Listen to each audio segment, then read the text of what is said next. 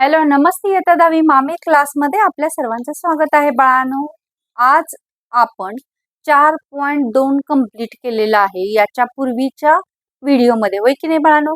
4.3 शिकण्यापूर्वी 4.3 मध्ये काही सूत्र महत्वाची आहेत ती पाहिली पाहिजेत आणि ही सूत्र जर आपण पाहिली तर आपण उत्तर पटापट सोडवू शकतो. 1 मार्काची असू देत गणित किंवा 3 मार्काची असू देत, बरोबर की नाही? चला तर मग मी शिकवलेलं तुम्हाला आवडत असेल तर लाईक, शेअर आणि सबस्क्राईब जरूर करा बाळांनो. कारण सबस्क्राईब केल्यामुळे माझे व्हिडिओ तुमच्याजवळ लवकर पोहोचतील आणि अभ्यास करणं सोपं जाईल. तुमचा वेळ वाया जाणार नाही. चला तर मग बघा, आता इथं सराव संच 4.3 शिकण्यापूर्वी काही महत्वाची सूत्रे आहेत. महत्वाची सूत्रे बघा, ती आपण अभ्यासूया आणि नंतर काय करूया, पुढे जाऊया. महत्वाची सूत्रे म्हणजे काय? जेव्हा देवाणघेवाण होते तेव्हा बाजारभावाची किंमत आणि दर्शनी किंमत ही वेगळी असते. याच्यावरच शेअर मार्केट डिपेंड असतं. यासाठी मी खास तुम्हाला समजण्यासाठी लेक्चर घेईन, परंतु आता अभ्यासासाठी जेवढं आहे तेवढंच देणं गरजेचं आहे, बरोबर की नाही? चला तर मग, जर बाजारभाव, पहिलं सूत्र बघा काय आहे. जर बाजारभाव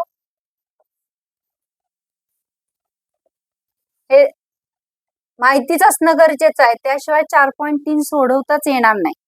बाजारभाव हा दर्शनी किमतीपेक्षा जास्त असेल. दर्शनी किंमत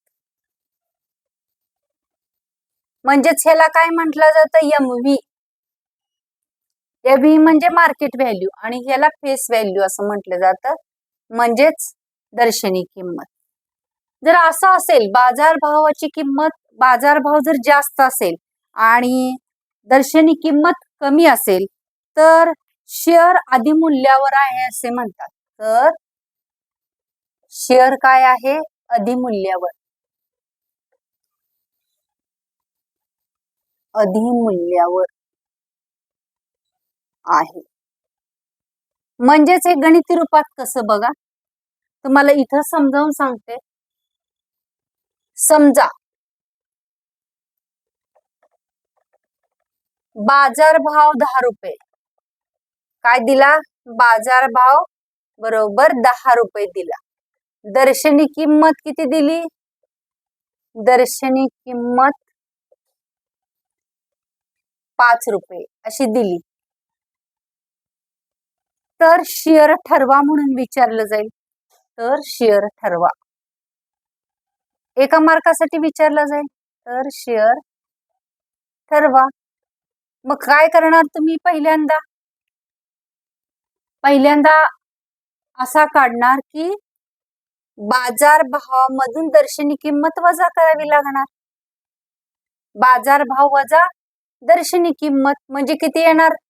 म्हणजे याचं उत्तर सोडवत असताना 10 वजा 5 म्हणजे किती येणार? 5 रुपये. आणि इथं बाजारभाव काय आहे? जास्त आहे. इथं खाली लिहावं लागणार आहे, बाजारभाव जास्त आहे. बाजारभाव हे समजावून सांगायला लागले बाळांनो तुम्हाला. बाजारभाव जास्त आहे कुणापेक्षा? दर्शनी किमतीपेक्षा. म्हणून म्हणायचं 10 वजा 5 बरोबर 5 रुपये, बरोबर का? ही काय आहे? शेअर किंमत. शेअर अधिमूल्यावर आहे 5 रुपये. शेअर काय आहे? अधिमूल्यावर आहे. अधिमूल्यावर आहे. हे समजावून सांगता सांगता 1 मार्काचं गणित पण इथं तुम्हाला कळालं असेल, बरोबर की नाही? आता बघा, दुसरं म्हणजे दुसरं सूत्र बघूया. जर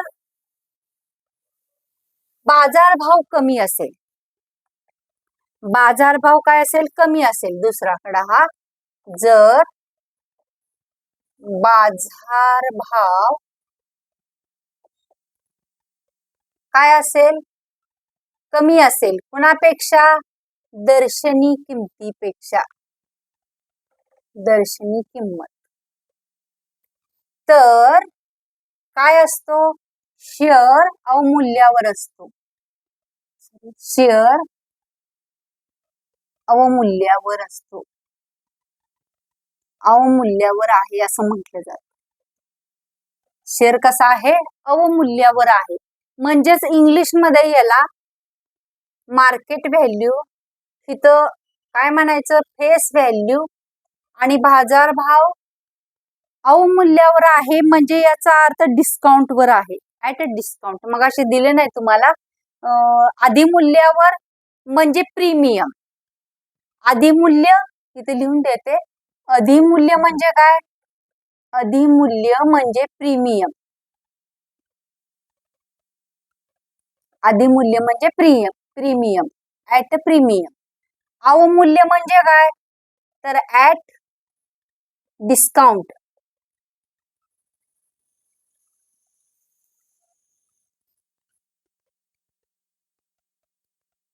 discount, at a discount.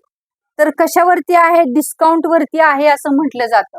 Share bar MV जास्त असेल, एफव्ही पेक्षा कमी असेल, बाजारभाव कमी असेल दर्शनी किमतीत, तर मराठीमध्ये म्हटलं जातं की बाजारभाव अवमूल्यावर आहे. म्हणजेच त्याचा ऍट डिस्काउंट वर आहे असं म्हटलं जातं. म्हणजेच कसं? एक उदाहरण घेऊया. समजा बाजारभाव किती आहे? कमी आहे. बाजारभाव 5 रुपये असेल.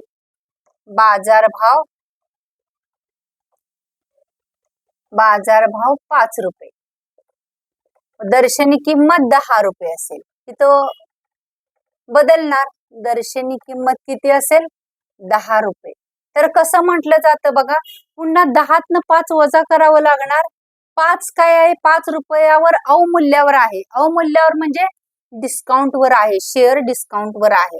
मग कसं होणार? 10 वजा 5 इथं लिहावं लागणार. काय लिहावं लागणार? बाजारभाव कमी आहे. कुणापेक्षा? दर्शनी किमतीपेक्षा. दर्शनी किमतीपेक्षा बाजारभाव कमी आहे. म्हणून 10 वजा 5 बरोबर 5 रुपये काय आहे? शेअर अवमूल्यावर आहे. शेअर अवमूल्यावर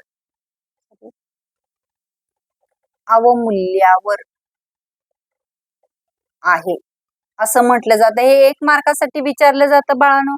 अवमूल्य म्हणजेच काय लिहिलं जातं? At a discount. कशावरती आहे? डिस्काउंट वरती आहे. हे फार महत्वाचं आहे, समजून घेणं गरजेचंच आहे. आता बघा याच्यामध्ये तिसरं म्हणजे काय? जर इथं बाजारभाव आणि दर्शनी किंमत जर समान असेल, बाजारभाव आणि दर्शनी किंमत समान असेल, तर शेअर सममूल्यावर आहे असं म्हटलं जातं. काय म्हटलं जातं? सममूल्यावर आहे. ऍट अ पार म्हटलं जातं त्याला. ऍट अ पार. आता याचं एखादं एक्झाम्पल्स घेतलं तर बघा, ऍट अ पार याचा अर्थ त्याची किंमत 0 येते. बाजारभाव 10 रुपये. समजून घेण्यासाठी घ्यायला लागले बाळांनो. बाजारभाव बरोबर 10 रुपये आणि दर्शनी किंमत पण त्याची किती असणार आहे? दर्शनी किंमत बरोबर 10 रुपये. मग 10 वजा 10 किती येणार आहे? 0. 0 म्हणजे काय? म्हणून म्हणायचं, काय म्हणायचं इथं? शेअर काय आहे? सममूल्यावर आहे. शेअर कसा आहे? सममूल्यावर आहे. म्हणजेच काय म्हटलं जातं इंग्लिश मध्ये? ऍट अ पार. कशावर आहे? ऍट अ पार वरती आहे. कळालं ना बाळांनो? इतकं हे सोपं आहे आणि ह्या गोष्टी समजल्या तर आपल्याला 4.3 व्यवस्थित सोडवता येईल. आणि दुसरं सूत्र म्हणजे बघा, जर एखाद्या गुंतवणुकीदारानं जर एकूण गुंतवणूक केली असेल तर ती कशी केली असते बघा. एकूण गुंतवणूक कशी काढायची? एकूण गुंतवणूक एकूण गुंतवणूक बरोबर काय करायचं, शेअरची संख्या गुणिले शेअर्सची, किती शेअर घेतले आहेत, 5 घेतले, 10 घेतले, 20 घेतले, 50, शेअरची संख्या गुणिले काय करायचं, शेअरचा बाजारभाव, शेअरचा बाजारभाव हे सूत्र आहे. एकूण गुंतवणूक कशी काढायची, शेअरची संख्या गुणिले शेअरचा बाजारभाव. कळालं ना बाळांनो?